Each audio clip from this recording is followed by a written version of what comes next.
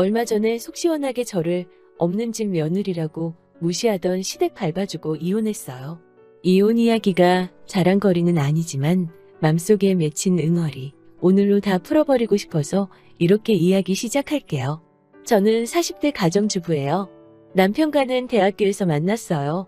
저는 당시 2학년이었고 군대를 제대하고 복학한 남편이 저를 죽자사자 쫓아다녀서 3년간 만나게 되었어요. 당시 저희의 연애를 친정에서는 반가워하지 않으셨어요. 남편 집안은 건물이 몇 채 있는 부자였고 저는 식당을 하는 평범한 집안의 딸이었으니까요.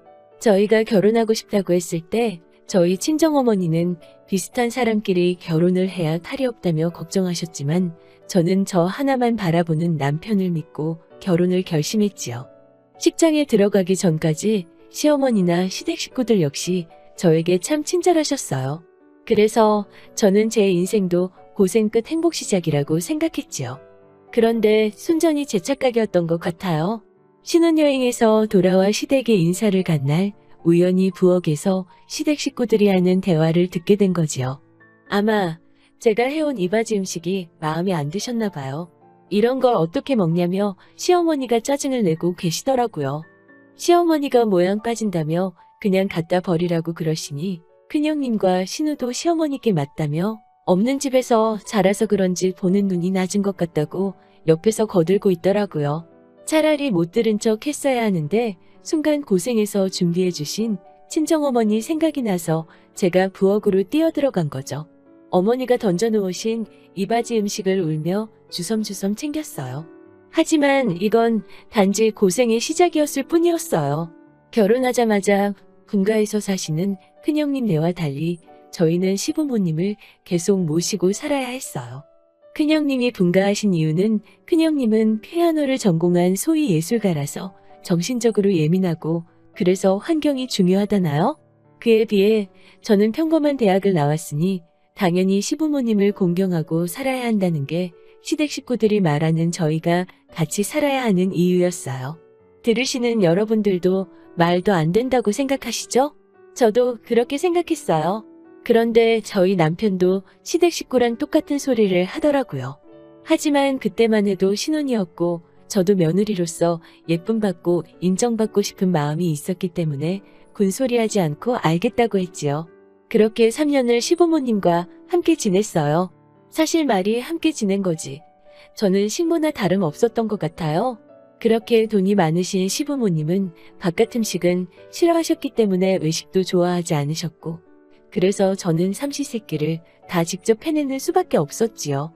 게다가 남편이 하는 사업은 생각만큼 잘 되지 않아서 저희는 매달 시어머니께 생활비를 받았어야 했어요. 그렇다 보니 시어머니도 제가 이렇게 하루 종일 부엌 대기처럼 사는 게 당연하다고 생각하시는 것 같더라고요. 없는 친정과 못난 남편을 가진 제가 죄인이었지요. 그 남편이 시어머니의 아들인데도 말이지요. 게다가 매번 저한테 애도 못 낳는다고 어찌나 구박을 하시는지 말이에요. 그런데 이렇게 몸이 고되고 정신적으로 힘든데 어떻게 아기를 가질 수가 있겠어요? 한밤중에도 수시로 물 떠와라, 뭐 해와라 호출하시는 시부모님 때문에 저는 남편과 관계도 쉽게 가질 수 없었어요. 산부인과도 몇 번 가봤지만 그때마다 의사 선생님이 하시는 말씀은 몸과 마음이 편안해야 아기도 가질 수 있다고 하시더라고요. 저만 답답한 노릇이었죠.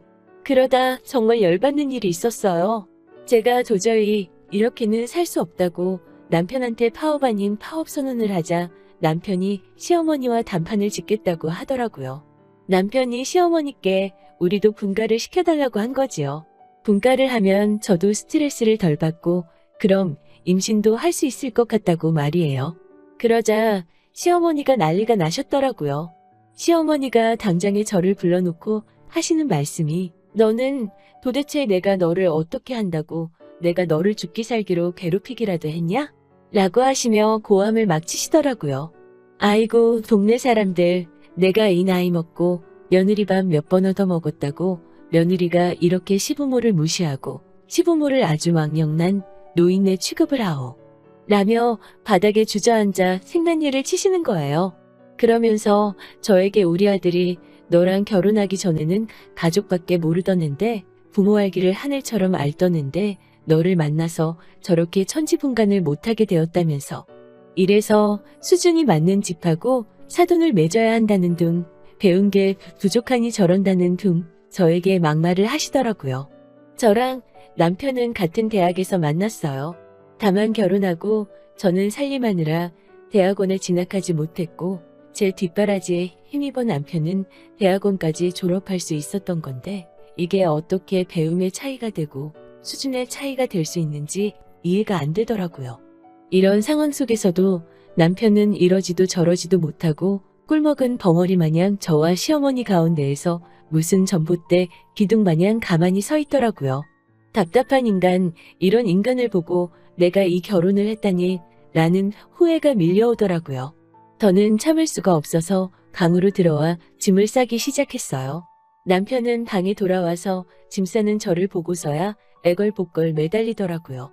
어머니 본심이 그런 게 아니라면서, 그리고 노인네가 뭘 알겠냐면서 그냥 저더러 조금만 참으라고. 어머니도 속으로는 미안하실 거라는 말 같지도 않은 헛소리를 하더라고요. 3년 동안 볼 꼴 안 볼 꼴 다 본 저예요. 더 이상 그런 말 같지도 않은 사탕발림에 넘어가기도 싫더라고요. 그 와중에 남편이 고작 한다는 소리가 우리가 좀 더 버티면 자기가 어머니께 말해서 건물 하나 달라고 하겠다는 거예요. 아니, 분가 얘기 가지고도 이 사단이 나는데 건물은 무슨, 저는 일말의 기대도 없었어요. 무엇보다 이 집에 제가 더 있으면 임신은 고사하고 제명에 못 살겠더라고요. 그 길로 짐 싸서 친정으로 왔어요. 그동안은 친정 부모님이 걱정하실까봐 한 번도 시댁에서 당한 서름이나 굴욕 같은 거 말씀드린 적 없었는데 이번만큼은 이혼도 각오하고 온 친정이라 그동안 있었던 일 다 말씀드렸지요. 그러자 저희 부모님은 저를 안아주시면서 이제 그런 사람들은 잊어버리고 여기서 새 출발하라고 하시더라고요. 하지만 이혼은 당장 하지는 못했어요.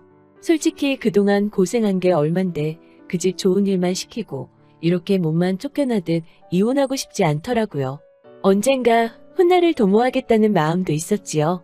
그렇게 돌아온 친정에서 부모님을 도와 식당일에 매진했어요. 어쨌든 부모님께 용돈을 드려도 모자랄 나이에 돌아온 친정이니 짐이 되기 싫어서 죽기 살기로 일했지요. 그렇게 일하다 보니 그동안 받은 상처, 고통도 금방 잊혀지는 것 같고 도움이 되더라고요. 부모님은 추어탕집을 하고 계셨는데 두 분이서 돈 아끼신다고 일하는 사람도 못 쓰고 하시다 보니 가게 문도 일찍 닫아야 되고 많이 팔지도 못하고 여러 애로사항이 있었죠. 그런데 이제 제가 같이 하게 되니까 문도 오래 열고 그러다 보니 술손님도 받을 수 있었고 그러다 보니 매출도 늘더라고요. 그러던 어느 날 지역 신문사에서 저희 가게에 회식을 오게 된 거지요. 저는 평소처럼 맛있고 양 많은 추어탕을 팔았을 뿐인데 며칠 뒤 저희 가게에 대한 글이 실렸더라고요. 어찌나 칭찬일색을 해주셨던지 몸둘 바를 모르겠더라고요. 그러자 이번엔 지역 방송국 맛집 탐방 프로그램에서 취재를 나오더라고요. 그렇게 저희 가게는 생각지도 못하게 유명세를 타기 시작했어요. 그렇게 2년 정도가 지나자 가게는 제법 규모도 커지고 자리도 잡아서 이제 슬슬 프랜차이즈 제안도 들어오고 하더라고요. 본격적으로 프랜차이즈 사업을 해볼까 해서 신문에 광고를 냈는데 그걸 시댁 식구들이 봤나 봐요. 사실 2년 동안 제가 좋은 일만 있었던 건 아니지요. 남편에게는 이따금씩 전화가 왔어요. 처음에는 화냈다 울었다 하는 남편의 애걸복걸이 전부였지만 마지막 통화였던 지난주에는 남편이 정말 죽는 소리를 하더라고요. 그 이유인즉슨 예술가 큰형님과 잘나신 신우가 무슨 악기 사업에 투자하겠다며 시어머니한테 손을 벌려가지고 건물을 홀랑 다 해먹었다고 하더라고요. 그 악기 사업은 처음부터 실체가 없었던 건데 큰형님이 사기꾼한테 몸도 마음도 다 주고 결국 시어머니 재산의 건물까지 다 줘버렸다는 거예요. 당장의 거리로 나은 게 생겼다면서 남편이 앓는 소리 죽는 소리 온갖 소리를 다 해대더라고요. 저는 불쌍한 마음도 들었지만 제가 당했던 세월을 생각하면 아무것도 해주고 싶지 않더라고요. 저도 죽기 살기로 독한 마음 먹고 해서 여기까지 온 건데 또 그렇게 호구가 되고 싶지는 않았어요. 그리고 엊그제의 일이네요. 비록 식당이 안정세에 올랐고 재산도 꽤나 모았지만 저는 그래도 여전히 가게에 직접 나가 테이블 치우고 음식 만들고 나르고 가능한 모든 것을 제 힘으로 하고 있어요. 주인부터 열심히 해야 일하는 사람들도 열심히 자기 일처럼 해주리라는 제 경영 철학이 있기 때문이죠. 그런데 여기서 마주치리라고는 상상도 못했던 예술가 큰형님과 신우가 무슨 말 같지도 않은 과일 바구니를 사서 왔더라고요. 저를 보더니 살가운 척 친한 척을 하면서 아휴, 신문에서 본 것보다 더 근사하고 크고 멋있다 라고 입에 침도 안 바르고 마음에도 없는 소리를 늘어놓더라고요. 저는 손님들 눈도 있고 해서 일단 무슨 일로 오셨냐 물었더니 아니 그냥 어떻게 사나 걱정도 되고 가족인데 이렇게 왕래가 없어서야 되나 싶어서 그래도 우리가 윗사람이니까 한번 와봤지 라는 말을 하더군요. 시집에서 지내는 그 세월 동안 제가 부엌에서 기름 냄새, 양념 냄새 뒤집어 써가며 음식하면 짠에 어쩌네 타박하던 그 입으로 잘도 그런 소리를 하대요. 밤새서 명절 준비하다가 코피가 흐를 때도 제가 체력이 약해서 그렇다며 뒤에서 수근거리기 바쁘시던 분들이 이제 와서 갑자기 왜 저러는지 어이가 없더라고요. 그렇지만 저는 최대한 평정을 유지하면서 보시다시피 잘 지내고 있으니까 다 보셨으면 돌아가시라고 했죠. 그러자 큰형님과 신우는 당황한 듯한 표정으로 저를 보면서 지금 집 어떤 상황인지는 들었지? 자식 된 도리는 해야 하지 않겠어? 라고 하는 거예요. 저는 정말 순간 꼭지가 돌아버리는 기분이더라고요. 저는 일단 알겠다 제가 이따 가게 문 닫으면 시댁으로 가겠다 말하고 돌려보냈어요. 끝까지 꼭 와야 돼. 우리가 맛있는 거 해놓고 기다릴게. 라며 가식을 보이더라고요. 저녁 10시가 다 돼서야 시댁에 도착했어요. 들어가기 전 심호흡을 하며 다시 한번 제가 당했던 일들을 곱씹어봤지요. 저도 사람이니까 만약에 저한테 정말로 미안해하고 사과라도 하면 받아주려고 했어요. 그래도 남편을 사랑했고 제가 사랑한 남자의 가족들이니까요. 그런데 집안에 들어가자 시어머니는 너는 우리가 기다리고 있는 걸 알면서도 왜 이제서야 오느냐며 보자마자 화를 내시더라고요. 며느리가 제일 지켜야 하는 도리가 뭐냐면서 말이죠. 그까짓 돈 몇 푼 번다고 지금 유세냐고 그러시더라고요. 거기서부터 이미 저는 마음 정리가 끝났죠. 그렇지만 정말 마지막이라고 생각하고 온자리이고 마무리는 깨끗하고 뒤끝없이 하고 싶어서 꼭 참으며 자리를 지키려고 했어요. 그런데 큰형님과 신우라는 사람이 대화가 자기들 뜻대로 안 흘러가는 것 같으니까 가르치는 말투로 저에게 그러네요. 사람이 가진 게 있으면 베풀 줄도 알고 주변을 돌아볼 줄도 알아야 하는데 우리 동서는 그게 잘 안 되나 봐. 하긴 처음 이렇게 누려보니까 그럴 수도 있겠다. 우리가 이해해. 저는 그대로 자리를 박차고 일어나 현관으로 향했어요. 뒤통수에서 느껴지는 따갑고 어이없는 시선들을 향해 귀가 썩을 것 같아서 더는 못 씻겠다고 했죠. 그러자 남편놈이 따라오며 제 손목을 잡더라고요. 저는 화가 있는 대로 나서 제가 신고 왔던 구두로 남편을 후드려 갈겼죠. 그러자 시어머니하고 남편 큰형이 막 난리가 나더라고요. 이게 어디서 배워먹은 짓거리냐면서요. 그래서 남편 큰형도 후드려 갈겼습니다. 양손에 신발을 한 짝씩 들고 그냥 미친 듯이 보이는 것 없는 사람 마냥 두들겨 댔어요. 너는 네 와이프 주둥아리랑 거식이나 잘 관리하라면서 말이죠. 그리고 신우한테도 너도 내 손에 걸리기만 하면 아주 가만 안 둔다? 아주 그냥 멍청한 게 자랑이냐? 고 한마디 해줬죠. 시어머니는 뒷목 잡고 쓰러지기 일보 직전이더라고요. 어찌나 그 광경이 재밌던지요. 남편한테는 나랑 지금 나가면 내가 너 하나는 예정을 생각해서 먹여 살려줄 수 있어. 그런데 네 가족들은 안 돼. 라고 말해주었습니다.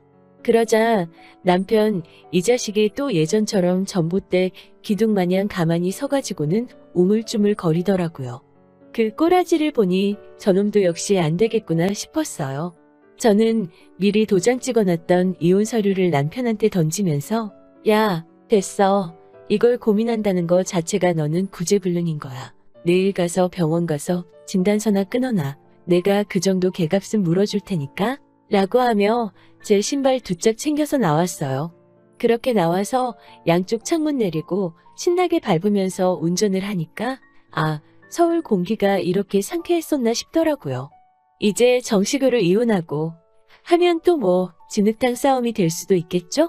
그래도 저 지금 너무 후련하고 속 시원해요. 시모 뒷목 잡고 쓰러지는 꼴을 봤어야 하는데 너무 일찍 끝낸 건가 싶어 조금 아쉽네요.